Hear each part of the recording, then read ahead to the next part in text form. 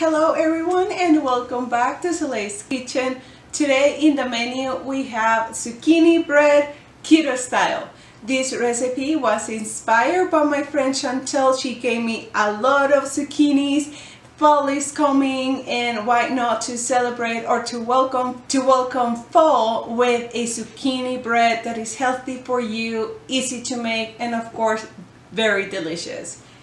The ingredients that you will need are almond flour, monkfruit sugar, melted butter, chocolate chips, sugar-free, salt, nutmeg, egg, cinnamon, vanilla, baking powder, and of course zucchini. I will put all of the measurements right here as always. You will need a loaf pan, some cookie spray just to butter or to oil your pan, and very important, a cheesecloth or a towel, something that will help you to remove the water out of the zucchini once it's shredded. This step is very important because if you leave the zucchini wet or with all of the water, your mix will be very runny, your oven will not be able to dehydrate it enough and it will just fall apart. You will not have a good experience. So something that you can just squeeze, remove the water, and off you go. I'm gonna clear all of these. I'm using my food processor to shred the zucchini. You can also use cheese grater. I'm just gonna be easy on myself and use a food processor to help me with that. And here we go. The zucchini was massive, was very, very big, so I had to cut it in strips. I left the peel so it can give that zucchini bread look. It is up to you if you want to remove it or not. So let's go ahead and start shredding.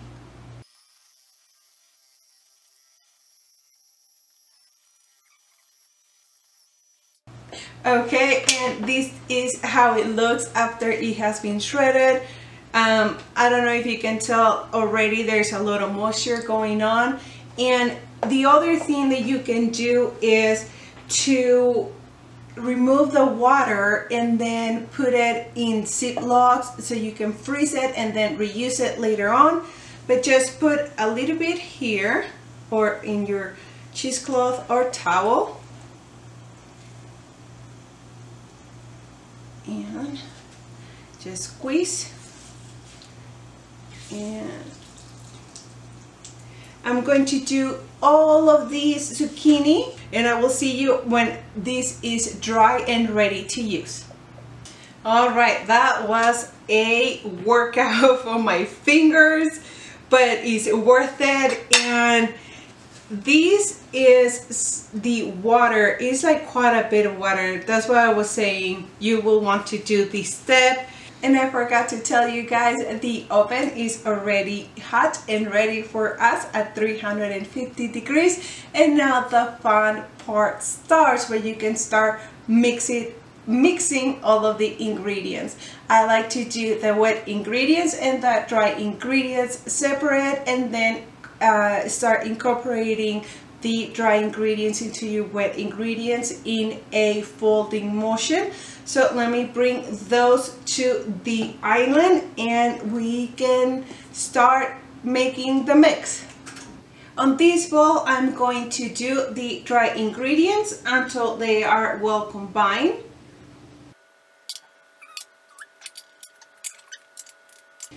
And mix and mix and mix it because sometimes you will have some crumbs. And on the big bowl, that's where I'm having the wet ingredients and slowly I'm adding the dry ingredients.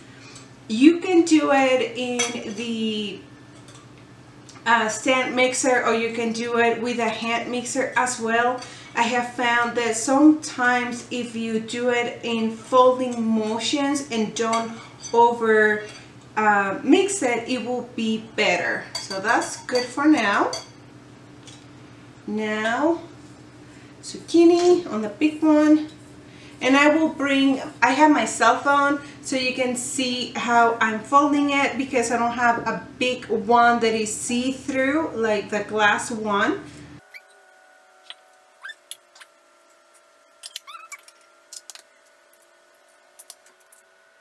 Okay, let me bring you closer. All right, now that you have the wet ingredients with the zucchini, give it a mix. There we go. And start adding your flour slowly, maybe in thirds.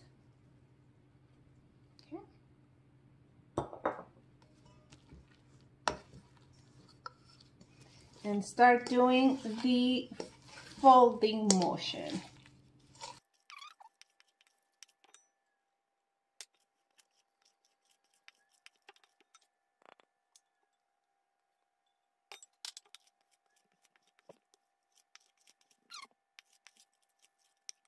The mix looks fantastic and that nutmeg smells delicious.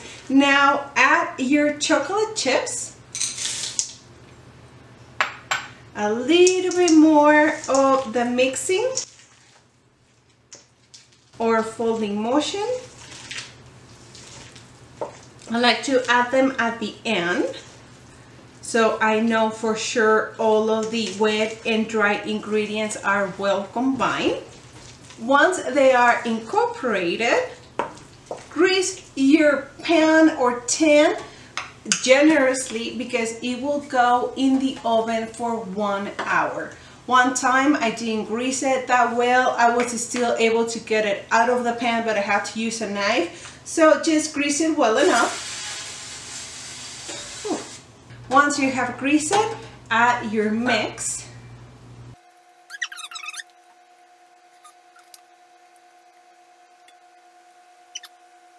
I had a little bit of an issue that I had to clean, but it's fine. And I just put the mix in the loaf tin and spread around so it's evenly. Put it in the oven for 1 hour and I will see you then. Alrighty guys, at the mark of 55 minutes, I checked just in case and it was perfect, ready to go. Sometimes it takes 55 minutes to an hour. Just keep checking, don't overcook it, and when the toothpick or knife is clean, then take it out. I'm going to let it rest for 5 minutes and then I'm going to put it on actually this cutting board and I can show you the final result. So I will see you in a couple minutes. Alright guys, it has been a few minutes. I got distracted with my new pet, but it's fine. Let's go ahead and place it in. I like to do it in 3 steps. Hopefully I put enough oil. There we go. Tap, tap, tap. Oh, it broke. It's fine. It's okay. And let's put these here and flip it. There we go. Oh, it looks so good. Okay, and ready for the cut. Knife ready, and let's start cutting so you can see how it looks inside. There you go. Let's do another piece. The house smells delicious. I love nutmeg, and more holidays time or the holiday season. You can still see the chocolate melted or melting. And here you have it guys. The chocolate is still melting because it is still hot. So if you want to avoid these kind of like hot chocolate melting, just let it cool down all the way. I wanted to show you guys because hot on this kind of loaf of bread is my favorite. So I'm gonna have this as my dessert.